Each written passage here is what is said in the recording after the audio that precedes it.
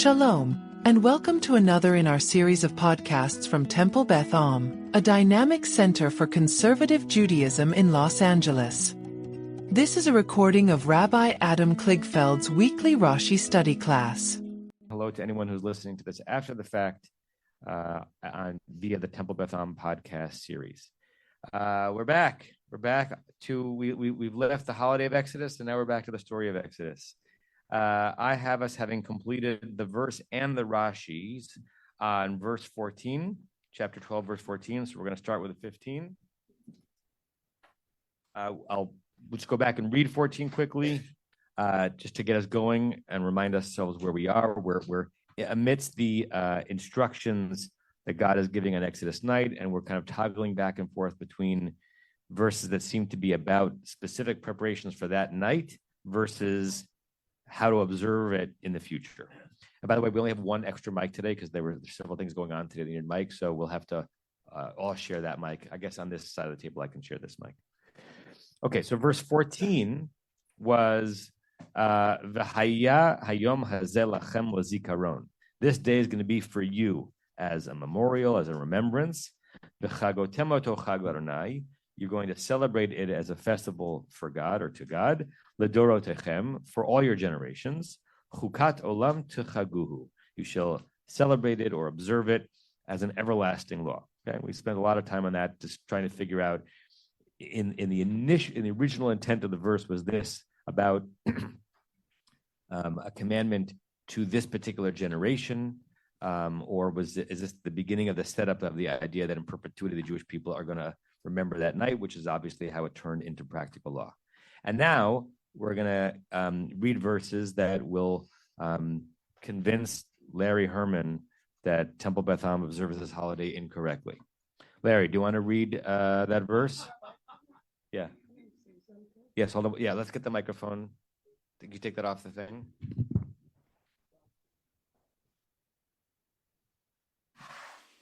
Thank you. As we are talking about remembering and evil forces, I just wanted to ask if we can dedicate this for tomorrow's remembrance, which is for the first time, genocide and Holocaust have been the same day.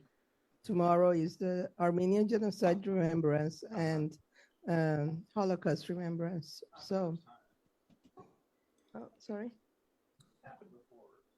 I don't remember, so maybe this time I remember. So we'll dedicate our study to. Yeah. So to because those. I have been touched with both sides. Yes. And that's why. Thank you for reminding us of that. Okay, Larry, do you want to read this verse and emphasize the first word? Not only the first word, but sure. Shivat yamim matzot tochelu ach bayom harishon tashbitu seor mibatechem ki kol ochel chametz v'nichrata hanefesh hahi miYisrael miyom harishon ad yom hashvi'i. Okay, so this is going to be a great verse where it's not hard to figure out what the words mean in terms of a translation. A couple, but it's hard. Some of the numbers are strange, and it's very hard to forget everything we now know about the rabbinic halachic Pesach and try to go back into determining what the verse might have meant in the original, because by the time we get to Rashi, Rashi is reading this verse through the prism of Midrash. So it's also interesting to try to figure out, might we get to a pshat about what the verse might have meant, and then we'll embrace it and observe it as we do in the rabbinic way. So give a shout out translating, Larry. 7 days matzah you will eat. I don't know quite how to translate the word, the term ach, but. Right. It's not a Yiddish ach. It's not an oi. It's more of a however or a but. Look how English translates it as biram. Biram is Aramaic for however. But it's a strange place for a however. But let's go however as a placekeeper. However, on the first on the first day and not on the day before or a week before or a month before. Right. Take out. Now, I looked up the word sior. I didn't know the word sior, but it apparently means leaven. Mm-hmm. You got leaven from your houses, because all who eat chametz, I guess that's will be. I guess that's like in the turns into is there a vav hipuch? It's a vav hayipuch, correct, and so it looks like a past tense verb. Therefore, it's future. So they will be cut off. They're not. Their soul will be cut off. His soul will be cut off. Their souls will be cut off from Israel from the first until the seventh day. Okay. Tell me, Larry, what you think this verse means. I'm serious. Like, what do you think the Torah in the 12th chapter, verse 15, was trying to tell the readers of the Torah? Well, first of all, that you should be observing this, not eating leavening and eating matzah for 7 days. And secondly, that you need that when you're doing it, you're going to remove leavening. That's obviously subject to lots of interpretation and elaboration, which I welcome, during that time. So it's a complete changeover from one system of eating leavening bread to a system of only eating matzah. And anybody who doesn't do this, to me, this is perhaps even the more important part. If you don't do that, you're basically rejecting the community. You will be cut off from the community, but you will be cut off from the community. It's not clear to me whether it means if you don't do it during the 7 days, you're forever cut off from the community, or if you're cut off from the community only during those 7 days. Right. The last 4 words are interesting to figure out. Is it like a reminder? Is the miyom harishon ad yom hashvi'i a bringing back and intensifying of what was intended to be communicated in the beginning of the verse, which is that this is a 7-day obligation. Therefore, if you do any of these things during these 7 days, you're going to be cut off, whatever cut off means. Or is that miyom harishon ad yom hashvi'i an extension of the last phrase that a person who does this will be cut off from the first day to the 7th day, suggesting a limited cutting off, right? It's hard to know if that's coming back around or extending the idea of when you're going to be cut off. Okay. So I'd like to make just 2 brief comments, and I promise I won't say anything else. What don't I hope you don't promise that. Well, no, about this verse and a lot of this talk.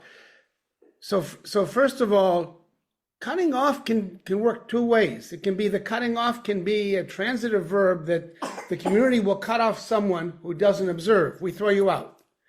But you can cut yourself off. Now, I know it would be reflexive in that case, and it's not, but you can still understand it. You've cut yourself off from the community. It's different from the community's cut you off. So the question is, which one of those? And for me, this verse means, and the action, people who go around eating bread on Pesach, whatever else you do, they've cut themselves off from the community.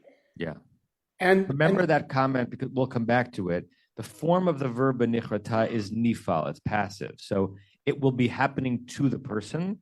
That does not necessarily mean it will be imposed by God. It could also be a self-realizing happening, right?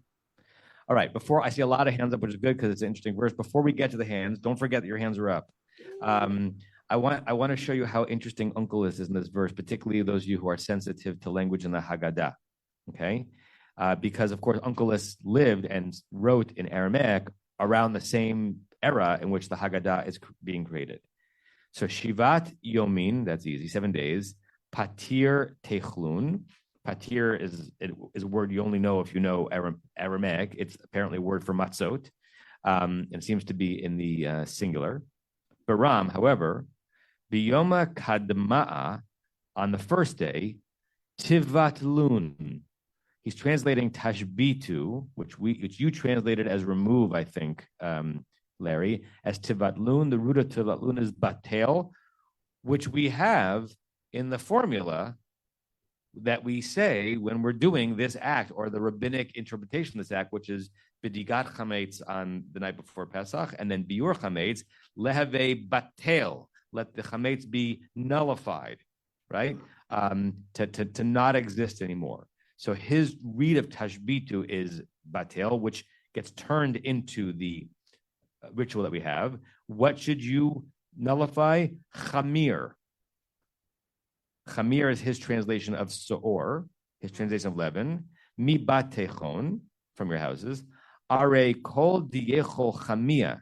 Anybody who eats chamia is chametz, because oftentimes the tzadi in Hebrew becomes the ayin. And you know this, kol chamira v'chamia. That is indeed the phrase that you say when you are doing b'dikat chametz and biur chametz. Kol chamira means soor, leaven, so the thing that could make something chametz, right? The leavening agent, really. V'chamia, the chametz. So he's just translating. He's not saying, oh, this will be interesting for those who have a Haggadah, but that's just what these words sound like in Aramaic. Okay. He also uses an interesting verb for v'nichrata, v'yish tetzei. The root is shin tzadi yud, and it's hard to figure out exactly what his interpretation of karet is. It's interesting he does not use a more obvious Aramaic word for to be cut off. But we'll look at that as well. Okay. All right. I see a lot of hands. Just because I'm looking at it, I'm going to start with the ones on the screen, and then we'll go around the table. Rick, you're next. Hi. Good morning. So, is this the first time that we've had Seor? And what's the difference between Seor and Chametz? So I heard you just say that one is the verb and one is the noun. I don't know, but I'd like to know more about that, because again, I think it's a reaction to what the Egyptians were doing. So is Tova there? If anybody knows Seor or Chametz, it's well, the simplest baking answer is that chametz is the product, soor is the thing that will produce the product. Anyone in the room a sourdough maker, right? Like I am. Okay. I am, and that's exactly the word for when you say lechem seor. It's sourdough bread. If you go into a bakery, right? So yeah.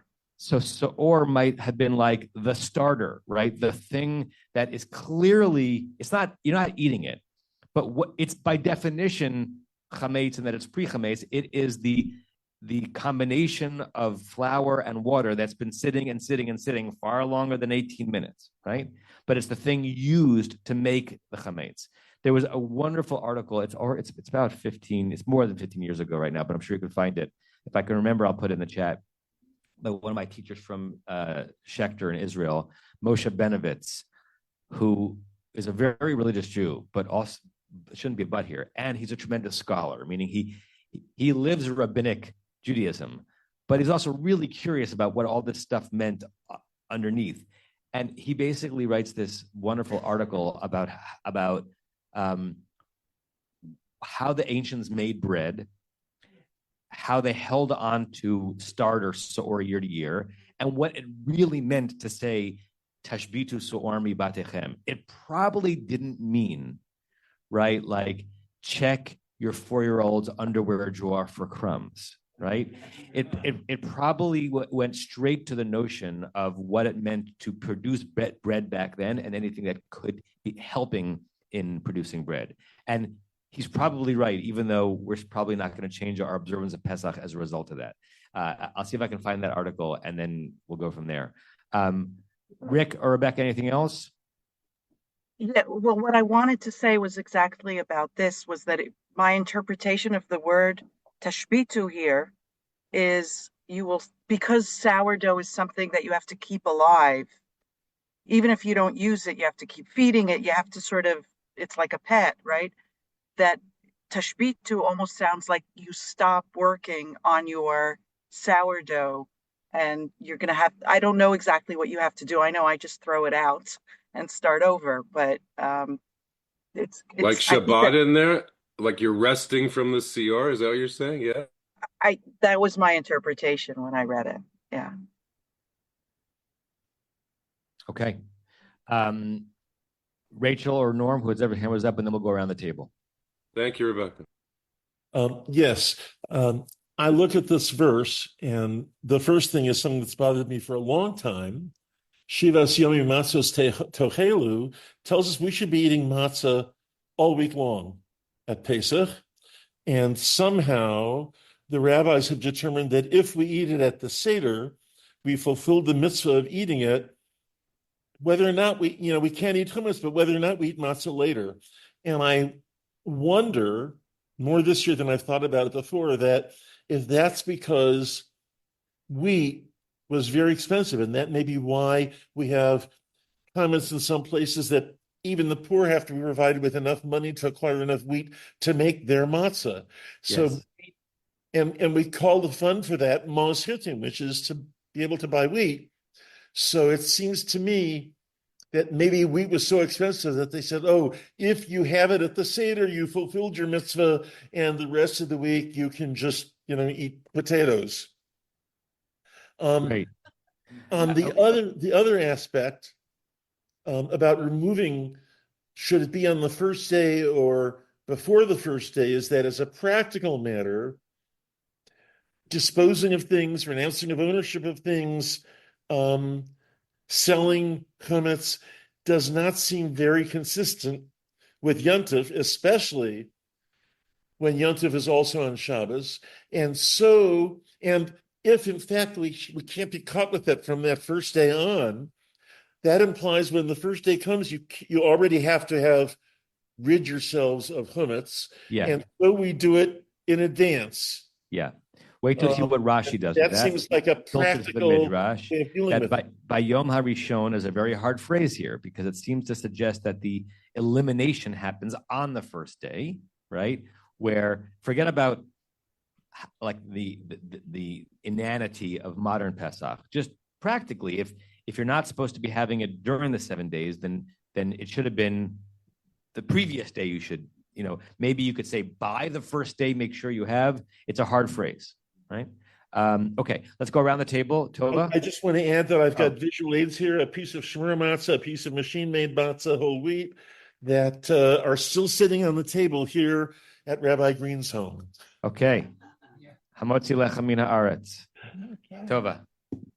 I just can't help but being struck by the overall image of this phrase is so evocative of what will become the rituals of sacrifice.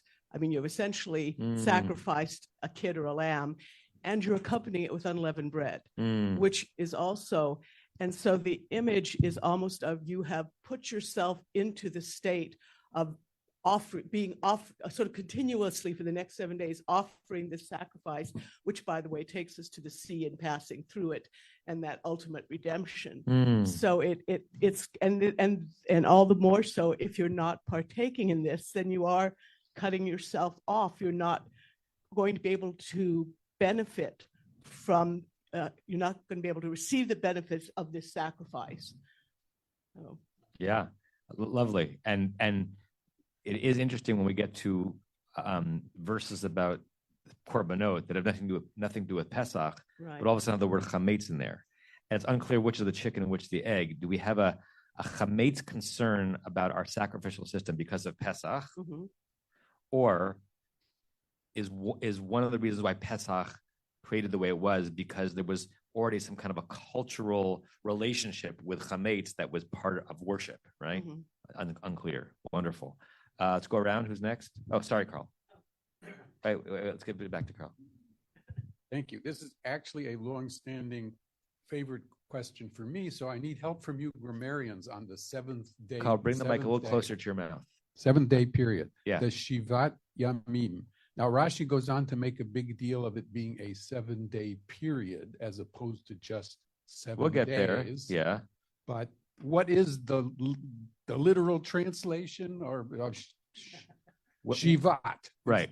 So to predict Rashi, but we'll do this a little slow when we get to Rashi. Sheva is the what's always in cardinal and ordinal? Which one is just the number 7?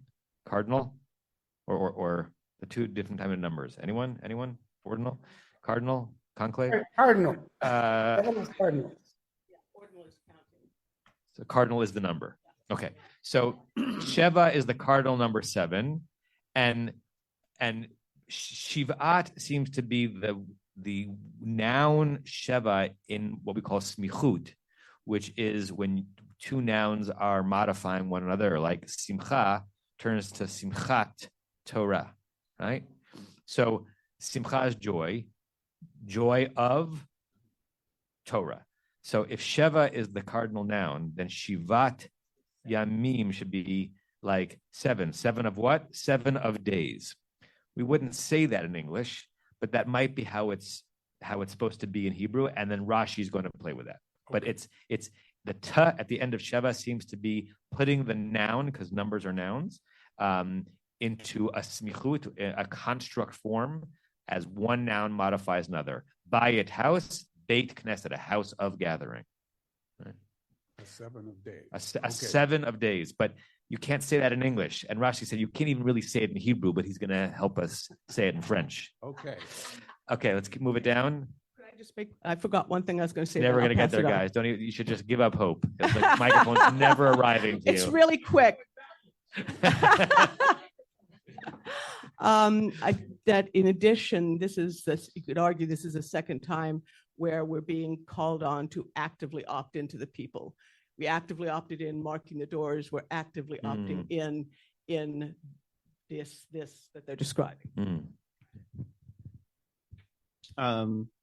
So I was going to say much the same thing about sourdough, but my uncleus has chamia for both words. For both Saor and chametz. For your uncleus, yeah, my uncleus has chamia for both. Interesting. Yeah, my Silverman does too. I was going to mention that. Yeah, very good. I also want to say that it's interesting that the last verse, depending on how you understood it, potentially was talking about, a pilgrimage, travel, something along those lines.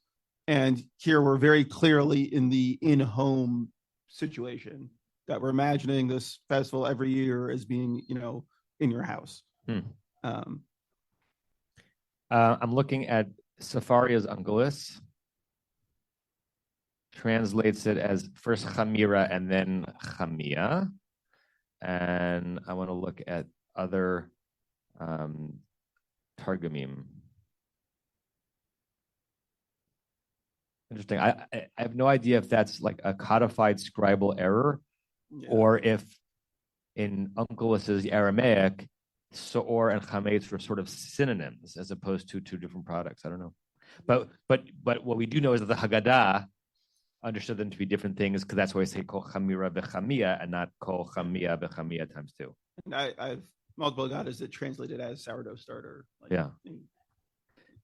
Sandy.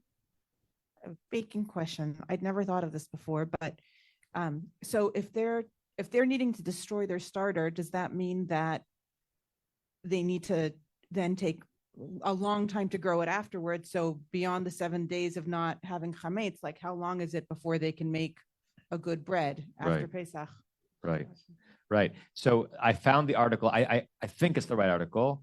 I put it in both the chat of the Zoom, and it's also in the Rashi Class WhatsApp. I'll check after class if I indeed posted the article that I thought I was posting. If I did, he'll try to answer that. Okay, let's keep going around, and then we'll eventually get back to Larry and Diane. So I just find the word soul very interesting, and I'm curious as to why it is purely a spiritual banishment, but not a physical banishment. Was that considered a easier punishment, a worse punishment? What are the implications? Because there are other times in the Torah where there have been physical banishments, right? But here it's not a physical banishment. It's only the banishment of the soul. So there are several things going on in your question. So you think that nefesh is physical as well? Oh, yeah. So there's several things going on in your question. First, what does karet mean? Is it what kind of punishment? And is Is it higher or lower than other punishments than Torah? And Stevie is right that we modern Hebrew speakers are influenced by the evolution of the word nefesh, which now dafka means like neshama, like spirit. Biblically, nefesh meant person physically, right? And in fact, if you look at Uncle Issa's translation there, whatever the verb v'yishtitze means, he translates nefesh as anasha, human being, person, right? How and why nefesh evolved from the physical to the spiritual in our vernacular, I don't know. But nefesh from the book of Genesis actually means flesh, right? Almost like basar, the person's being. Now that still doesn't answer what the punishment is. I'll get back to that when we finish going around. Sue. Do you think Saor has anything to do with the etymology of the word sour? Ooh, no, but that's awesome. It might. Sour bread, sour bread. Well, chametz, chamutz is sour in Hebrew, and it's kind of, You never know, like copacetic. I don't know. There are connections that you wouldn't expect. Sours, I mean, I don't know. Answers, I have no idea. But the alliteration is interesting. I was just noticing on the "you shall put away leaven out of your houses." So I know when I was growing up, we made sure to take all the chametz and put it out in the garage so that it was out of our house. And then in later years, as I grew up, it seemed acceptable to, when you sell your chametz, it could be hidden away and covered, but still in the house. So right. Transition. Right. I mean, and again, how this evolved halachically is interesting. Like if you read the Shulchan Aruch, it says, you're not just supposed to get it out of your house. It's supposed to be a destruction of, right? I mean, we all do a version of this. You're not supposed to have any boxes of Cheerios. The selling of the chametz is not the chametz that you've put in your closet. It's the chametz that you were not able to find ideally, and therefore you have to sell the crumbs, right? Except for things that are very valuable, like whiskey, right? But that the extra box of Triscuits is not supposed to be waiting for you post Pesach. Ideally, it's supposed to have been tashbit. It's supposed to have been gotten rid of, not just removed physically from your house, but it doesn't exist anymore, at least vis-a-vis you. But the way that Pesach has become a halachic amoeba, just kind of growing and changing and becoming more and more burdensome and farther away from what the Torah intended, is one of either the great beauties or frustrations of observant Judaism. Yeah. I was also going to mention we were in New Jersey for the end of Pesach, and although I saw Rabbi Schatz's WhatsApp her post about, okay, once Pesach ended, okay, the chametz, your chametz is about back. Back there, I didn't ask the details, but they had to wait 90 minutes for something of the transaction and all that. I think it probably took longer to somehow buy it back than it did to sell. Wait, say that again? It was 90 minutes after Pesach ended until they could buy back their chametz and start. Which they? Who are they? My cousins. Because they waited 90 minutes to make sure the transaction of buying it back had happened. Right. Right. Hector was very quick to say, no, I'm not. I do not have $17,000 in cash they're going to give to you right now. Well, you got him to work on Easter. I mean, That's true. We had an interesting situation in our family. So Noah has a roommate where she lives in Cambridge who's Jewish, but not at all observant or knowledgeable. We would not know the difference between Pesach and Purim. And the way they've set up their apartment is full shared ownership of their food, right? So like one of them shops this week, the other one shops next week. They all own everything. And Noah wasn't even going to be in her apartment on Pesach. But there's not only a rule that you're not supposed to own any chametz on Pesach, there's a concept, chametz she'avar alav ha-Pesach. Any chametz that was owned by a Jew on Pesach, any Jew, cannot be eaten by any Jew ever. Right? So chametz that was not sold but was owned by a Jew on Pesach is forbidden forever. We used to have this issue in Colombia because the local market where everyone would go was owned by a Jew who was not observant.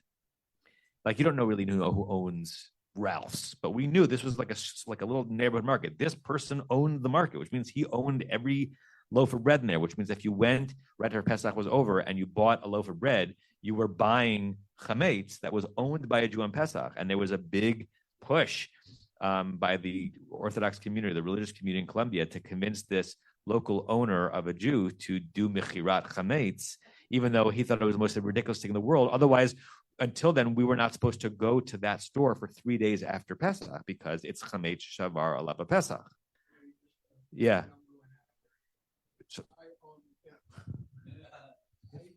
It was Tashbitu microphone Milenard's hand. This is a stock related question, which is if I own shares, me a Jew, of a supermarket company, should I never own that because it would automatically present a problem? Too far removed. But who said that? You. But besides you, like, am I not enough? No, you're enough. But I'm saying like that's because you're drawing an arbitrary line, right? Yeah. But is there is that agreed? Like, if you're 7 whatever removed, that who, like, what is that? Yeah. No, serious question. I mean, it is a serious question. I don't have an on one foot answer. I think it's different if you owned a bakery versus owning shares in a company. You don't own a single product in the company of which you own shares in. I don't think according to American law, you own a product. You own what you own is potential profits end of the year, right? Like you, yeah, yeah, right. Do you own at any meaningful level the laptop that Russell Cohen uses? You don't. Like you own, it's an inside reference, but you own the potential revenue surplus that comes at the end of the after the tax. You don't actually own the products, I don't think. Right. Yeah. What did you say just before this? Oh, I was telling a story. That's what was happening. So we tried to figure out what Noah should do because if she sold her chametz, how could she sell half a Cheerio, right? So the selling of chametz is really about chametz gamur, like actual chametz, not your spices. What you're selling is the actual bread stuff. So it says, what's the total financial value of the actual chametz in your little Somerville apartment before Pesach? I mean, how many boxes of Triscuits do you have in the cabinet? Is the whole thing, is half of the value of all the actual chametz in your apartment before you leave for Pesach more than $100? Probably not. Right? It's two people sharing an apartment. So what we decided after consulting with some of my teachers was, rather than convince her roommate who knows nothing about the selling of chametz to participate in a sale of chametz that she's about to violate, right? Like, so if we convince her to sell her chametz too, we're also convincing her to then steal someone else's food the next day because she was planning on eating it. Noah gave on a contract all the chametz in the apartment to her roommate. So now, I basically kol chamira v'chamia. I do not own any of this food stuff anymore. It's now yours. And we said to her, any chametz that this roommate buys on Pesach, she should just put a little sticker on it so that no one knows it was purchased by her roommate on Pesach.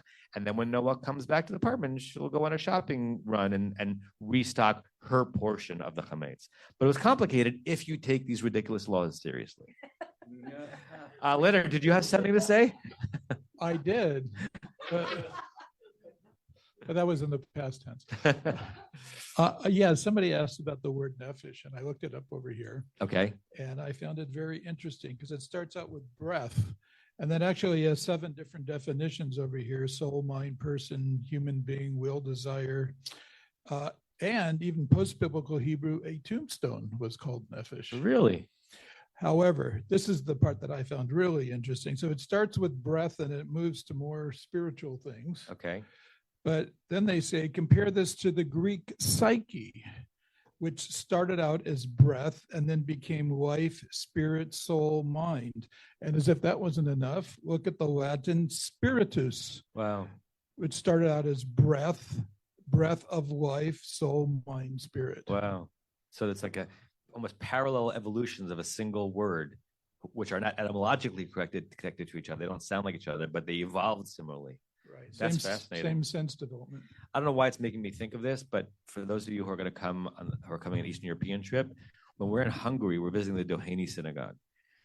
The Hungarian Jewish community was sort of an island in the 16th, 17th, 18th centuries. I mean, it was not sort of part of Ashkenaz, of France, Germany, and Poland in terms of the sharing of customs. And obviously, it was just much harder for ideas to travel as they do now. And Hungary developed its own brand of a wedge movement between orthodoxy and total secularism. And it was not called conservative Masorti, it was called neolog. And it happened simultaneously to the movement that began in Germany with the Jewish Enlightenment. And there was some transfer of ideas, but it was a mostly impermeable boundary. And what it came up with, at the same time, but not necessarily that directly influenced by, was also an attempt to have a modern, connected to contemporary mores Judaism that was also rooted in tradition. But I don't know what their practice is now, but the first time I visited the Doheny synagogue in 1990, they used an organ on Shabbat, but it was separate seating. Because the evolution of the idea, how do we arrange our Judaism to be more in line with what's happening in contemporary religious society, organ, but how do we stick to inherited prohibitions, separate men and women? Whereas in most conservative synagogues that went from Germany to the United States, it was, if you had to map it out, it would have been the opposite, right? Of course, men and women are going to sit together because that just seems so archaic not to, but we should probably get rid of the organ. So sometimes to see processes evolving in different silos, but parallel to one another is really interesting. And I haven't been to the Doheny synagogue in many, many years, so I don't know what their current religious practice is, but we'll experience it in about 9 weeks. Barry. Let's go all the way around the table here. We will cover it soon, but before the first day, which is the first day? We know one first day is the day we left, but another first day is the day of the Korban, and we also know that you can't have chametz with Korban. Right. So first of all, does Rishon here mean first? Rashi is going to suggest maybe not. And if it means first of which? First of the days representing the Exodus, or the day representing the prep? Good. Okay. I see 2 more hands, and then I want to give my own kind of interpretation of this verse, and then maybe we'll read Rashi, but probably won't have time. Larry, Diane, and also Larry, if you go first, if there's an interesting translation that you have in your books, I'm interested in hearing it. I'm not sure if that's what you were raising your hand for. No, but I'll read the translations. What I would raise my hand for, I see, is actually the very first Rashi. Okay. So maybe we'll get to that in June. What? Okay. I said we'll get to that in June, but read the translation that you have. I was actually going to say, in reference to that, we'll be on this shiur for Shivat. It will be Shivat Shiurim, a 7 shiurim before we finally get off of this verse. Shevat Sa'orim. Yeah. Okay. So Kaplan says, eat matzahs for 7 days, period. By the first day, good. By the first day, you must have your homes cleared of all leaven, period.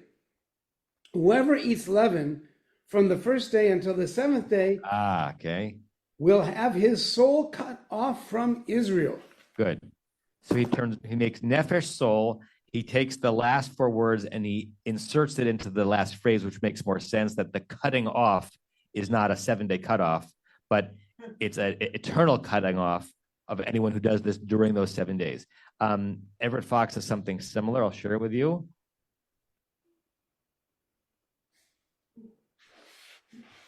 For 7 days, what's the starter say? Similar to Sukkot. For 7 days, matzot you are to eat. already on the first day. That's his version of by, meaning by the first day, already the first day, you are to get rid of leaven from your houses, which I hear Everett Fox as really meaning already on the first day, you should have gotten rid of leaven from your houses. For anyone who eats what is fermented, so he translates the soor as leaven and the chametz as the thing that leavening creates, which is something fermented, from the first day until the seventh day. So he throws that in there. That person shall be cut off from Israel. I bet on the word person is something about nefesh. Yeah, the two phrases occur in reverse order in the Hebrew. He's telling us why he's interpolating. He's throwing that in there. Rabbi, so altar flips everything completely around. Okay. 7 days you shall eat flatbread, period. The very first day you shall expunge leaven from your houses. Mm-hmm. So that's completely different, right? Why? He doesn't say it should be gone by. He says he's translating it literally because that's what the verse says. Right. Yeah. Right. So he's, as opposed to Kaplan and to Everett Fox, he's not saying by the first day it should be out of your houses. He's saying do on it the that first day you should do it. Yeah, and the reason why he's writing that is because Alter is a biblical scholar. He doesn't care what rabbinic Judaism, I mean, he cares, but his scholarship is not about what the rabbis interpreted this verse to mean later on, but what does the sentence mean if he's translating it accurately? Right. And then even for the second part, he says, I'm going to go back to read the very first day you shall expunge leaven from your houses, comma, for whoever eats leavened bread, comma, that person shall be cut off from Israel, comma, from the first day to the seventh day. What he's done there is he said the reason you should remove it is so that nobody should be cut off. Because if you don't remove it, someone might eat it. Someone's going to eat it. So he's basically putting the burden on the community to make sure nobody's cut off. And he's also saying you're only cut off for the 7 days. Yeah. Yeah. He seems to be using commas in a way to suggest that that's maybe what the verse, it's a temporary cherem. And he has a comment. That person shall be cut off from Israel. This punishment, the Hebrew term is karet, will be invoked for a whole series of infractions as the Mosaic law is promulgated. Perhaps the most likely reference is to some form of ostracism, though both medieval and modern commentators have speculated about whether premature death or childlessness might be suggested by the phrase. Okay. Premature death or childlessness, right. Remember that when we finally get to the Rashi, we will indeed talk about karet quite a lot. I noticed there were a couple of notes that were put in the chat that people and the conference room didn't get to read, so let me read them out loud. Rachel or Norm, I don't know who typed it, wrote out, the biological analogy for the cultural and linguistic evolution you are describing is called convergent evolution. This implies that the forces of natural selection that advantage or disadvantage a characteristic are very similar. Rachel. And then Bobby had written before, I'm sorry, I missed it, that I think it was in response to something Rebecca said, that sourdough might be associated with ego, this idea of like fluffiness. In reference to Rebecca's comment, some people need it fed regularly, whereas matzah is the symbol of humility. Yeah, shkayach, Bobby. Okay, Rachel, Norm, were you going to say something else? Okay. Rachel is the professional biologist and geneticist. That has been established around this room. Yes. So, but I just want to say that when I first became a law partner, I was concerned about selling the chametz, and was told that since the chametz was not a profit-making part of the enterprise, I didn't have to worry about it. I just couldn't consume it. I didn't even go into that room during Pesach, and was told that was adequate. But I've heard of businesses where they sell the business, particularly to non-Jewish employees, and then they spend whatever it takes to account for the profits that occur during that 8 or 9 or 10 day period, and that goes as a bonus to the employees, so that the previous owners don't get any benefit from it, and it's usually that plus some amount because of the amount of goodwill that might have accrued. So there are ways, even if you own a business that can't close during Pesach and deals with chametz, you can get out of owning it during that period. And I believe that my Lantzman, the Tchaikovskys, who were in the market business in Fort Worth, used exactly that method. And apparently they were very popular with their employees because no other business in Fort Worth of note was giving bonuses to their employees in the springtime. I remember the day in yeshiva when we were told that we had to sell our dogs on Pesach. The reason for that is so that you can feed it chametz dog food.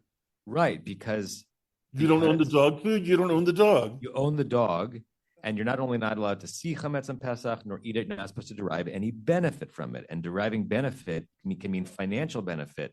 And so if you are using something that is actual chametz, I'm not talking about just not kosher, right? Like, kibbles and bits. The bits are not chametz, but the kibbles are, right?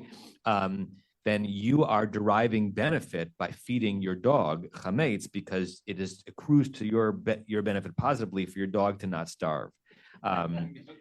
We did not sell Paddington, but if you take these laws to their logical and illogical conclusion, the tendrils never end, right? And I don't know what you're about to say, Ilan, but you're right, or from the previous comment, that of course at some point some rabbi or some group had decided a somewhat arbitrary ad convatulo. We're just not going farther than this, right? And where that ends is sometimes idiosyncratic. Ilan, and then Stevie, and then we're really not going to get to Rashi. But it's such an interesting verse. No, not Mike, Ilan. So this is kind of related to what Norm said, which is when I was at Cantor Fitzgerald, we did a joint venture with the Klein family, who are the largest importers of diamonds in the United States. We did an online jewelry company with them. They were Hasidic Jews based in Muncie. And this was the first time that they ever had a business by virtue of the fact that it's online where it's 24/7. And there were discussions at the time about what to do vis-a-vis their ownership on Shabbat. And we said, well, why don't we just make it so that we can or will own it? And they said that was not acceptable to them, given that our senior management were Jewish people, wow. Right? And so we ended up, and I suggested some solutions. They said, no, that won't work. And they ended up, of course, with the solution. We sold it to a Jewish senior executive, a non-Jewish senior executive. In the contract was worked out, so every Shabbat he owned it for $1 and then sold it back for $1 subsequent. But what bothered me and continues to bother me about some of this stuff as well is, and I asked them this and they couldn't give me a satisfactory answer, is do we think that we're pulling a fast one on God, right? Does God not, if one believes that there is some sort of divine being, is God looking down and going, oh, okay, that seems good to me? Or like, you fooled me, you didn't really own it. I mean, how do people come to grips with that? Because it seems to me like either it's belittling to God in a certain way, right? Yeah. Listen, Ilan, I have an hour-long lecture in my head in response to them. It's a really important question about religious practice, right? Micha Goodman, my teacher from Hartman, had this great line that at first thought seemed counterintuitive.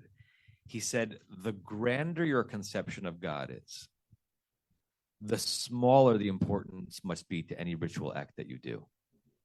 And the more import you impute to any ritual act, the smaller your conception of God must be.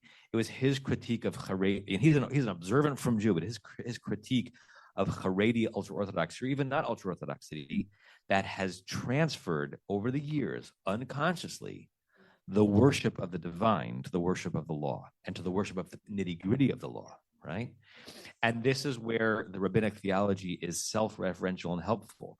When the rabbis understood, the rabbis said the following comment, which most people around this room, I assume, I could be wrong, tell me if I'm wrong, consider it to be a preposterous notion, that not only did God at Sinai give the written Torah, but God also gave the oral Torah, which means that every conclusion that the rabbis were going to come up with in the construction of the law and the Talmud was already revealed at Mount Sinai, and therefore it was an uncovering, not a discovering, right? Which we might consider to be even more preposterous than the notion of a literal revelation at Sinai. It solves that question internal to that logic, which is that, yes, that is exactly what God must want, because God otherwise wouldn't have revealed this nitty-gritty law at Sinai for us to uncover by turning over the right rock in the Talmudic process. It's self-cycling, right? Think about the Eruv, right? The Torah says you shall, the Torah says even much less, but tersely, you're not allowed to carry an object on Shabbat unless you connect the telephone poles to one another, right? So the Eruv is a ridiculous legal fiction, except that it's a legal fiction that emerges from the system that is committed to this way of doing legalese, right? And so I guess if you asked someone point blank, is this, as you're carrying something 12 miles from your house, but within the Eruv, is this what God wants? The person would say, yes. So the question is, how does someone who feels some dubiousness about how we got from worshiping God to this practical law, how do you locate yourself in the realm of observant practice? Because you could then commit yourself to not do any of it, never shake a lulav, right? I'm listening to a fascinating podcast right now. Barry Weiss on her Honestly podcast, sorry, Carl, is interviewing Ross Douthat, I don't know how to pronounce his name, Douthat, who's one of the few voices on the New York Times editorial page that takes a more conservative view on things. And he's a believing and observant Catholic. His name, Ross Douthat, Douthat. What interesting that you can actually mispronounce the name as Doubt That, because he just wrote a book called Believe, which I haven't read yet, which is his making what he considers to be the absolute rational modern argument for why you should believe in God. And he and Barry going back and forth. I mean, really, they're heavyweights, intellectual heavyweights on whether belief in a supernatural God is the apex of rationality or irrationality. And why, Tim, it's not crazy to imagine that Jesus rose. Like why miracles should not be thought of as irrational, right? So it's really complicated stuff. And we are, in general, in our community, moderns who are products of the Enlightenment and who take intellectualism seriously. And we do crazy stuff in our religion. And if we thought about every crazy thing every single time we did it, we would just not do it. But we want to be in the game. But it's more than a game. But it's insane. But it's our insanity. All that. All right. Leonard, and then Stevie. Well, I have a question on Ewan's question. Yes. So they've sold the business on Shabbat, but what about the profits they make on Shabbat?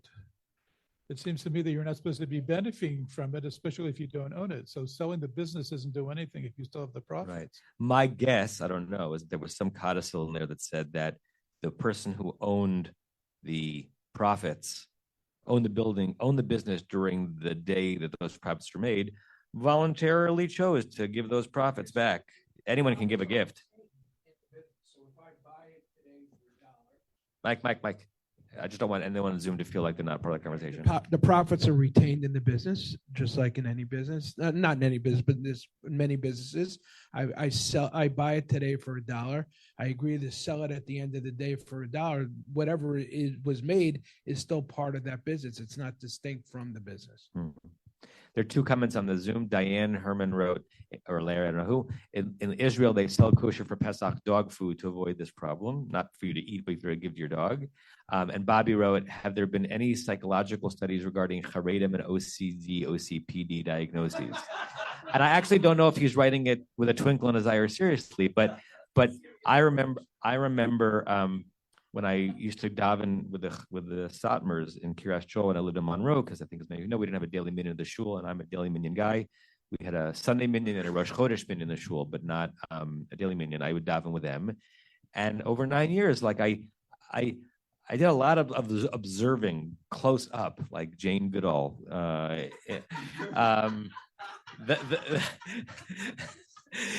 The behaviors, right? Yeah, I mean, I imagine someone could make the same assessment of us in our worship, but there was a lot of OCD-ness, subpathological or not subpathological, because of the way that approach to the worship of ritual has manifested itself in those communities. So that I've had that thought. And Bobby said both, meaning he was suggesting it both in a silly way and a serious way. Stevie. Okay. And then Tova. So first on this topic, class going to end at 11 today. I'll say that a few weeks ago I was at a book talk with Lana Stein-Hain when she was in Los Angeles, and her new book is about loopholes. And her basic argument is that in the Greco-Roman culture, law was almost universally seen as basically what we call the spirit of the law, and that the rabbis using all these loopholes is perhaps influenced by that, but it's a commitment to the letter of the law also matters. So I thought that was interesting. But what I also want to say is on the question of whether this Miyom Rishon Ad Yom Shavi'i applies to V'nei Charsa or applies to Kol Echel Chametz. What was the first thing? Applies to what or what? Either applies to anyone who eats chametz or applies to being cut off. Right? Are you cut off for 7 days, or is it anyone who eats during those 7 days? So I was thinking it may determine like the trope maybe of use here.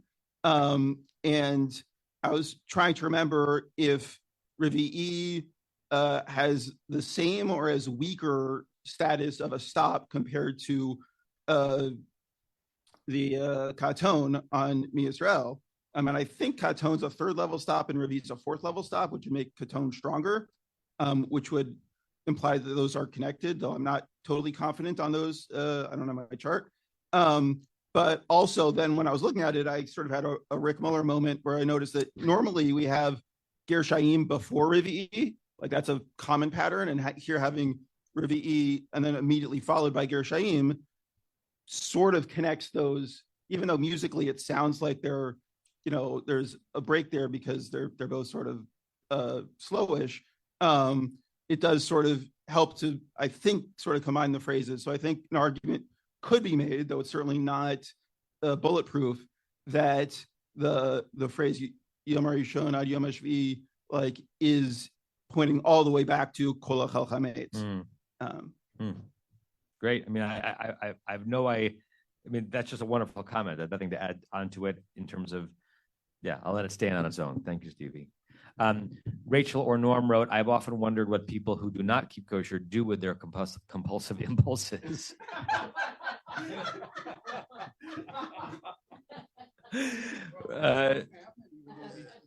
Tova, and then Rick, and then I have some bad scheduling news. Go ahead.